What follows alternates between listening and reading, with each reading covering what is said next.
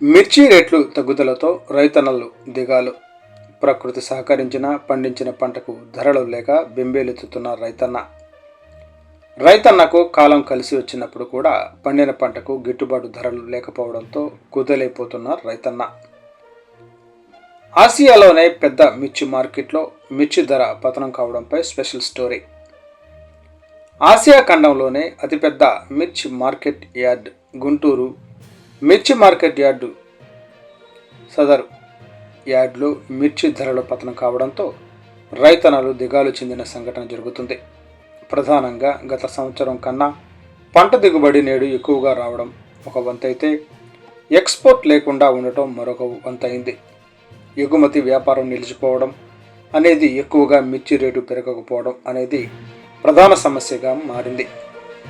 మరీ ముఖ్యంగా గతంలో ఉమ్మడి తెలుగు రాష్ట్రాలలో గుంటూరు, కృష్ణా, ప్రకాశం జిల్లాలలో మిర్చి పంట సాగు ఎక్కువగా ఉండేది. కానీ నేడు తెలంగాణ రాష్ట్రం ఖమ్మం జిల్లాలో మార్కెట్ యార్డు స్థాపన చేసి ముఖ్యమైన పంటగా మిర్చికి ప్రాధాన్యతనివ్వడం కూడా ఒక కారణంగా రైతులు పేర్కొంటున్నారు.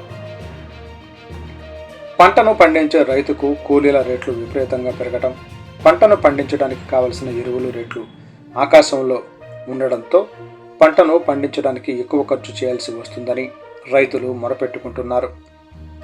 పండిన పంటను మార్కెట్ యార్డ్లో అమ్ముకోవడానికి వస్తే ఇక్కడ కూడా కాటా రేట్లు, ముఠా కూలీ రేట్లు విపరీతంగా పెరిగిపోయాయని రైతులు వాపోతున్నారు. మరోపక్క వాహనాలలో మార్కెట్ యార్డుకు తీసుకురావడానికి వేలాది రూపాయలు వెచ్చించాల్సి వస్తుందని పేర్కొంటున్నారు. ఇక ఇలా చూసుకుంటూ పోతే ప్రక్క రాష్ట్రాలలో తమిళనాడు, కర్ణాటక, మధ్యప్రదేశ్, ఉత్తరప్రదేశ్ సైతం మిర్చి పంటను పండించడానికి తహతహలాడుతున్నారు.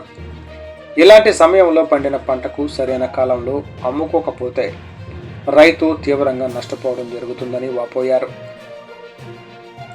మరోపక్క పండిన పంటను శీతల గిడ్డంగులలో దాచుకోవడానికి పోతే అక్కడ కూడా అద్దెల పేరుతో మోత మోగుతుందని రైతులు తమ ఆవేదన వ్యక్తం చేస్తున్నారు. శీతల గిడ్డంగుల పేరుతో రైతన్నల ఫేక్ ఆధార్, పాస్ పుస్తకాలు పెట్టి నకిలీ రుణాల పేరుతో టోకరా వేయడం పరిపాటిగా మారిందని, ఇప్పటికైనా గత ప్రభుత్వం హయాంలో దగాపడ్డ రైతన్నకు పాలక ప్రభుత్వం అయినా న్యాయం చేయాలని కోరుతున్న రైతన్నలు కూటమి ప్రభుత్వాన్ని కోరుతున్నారు.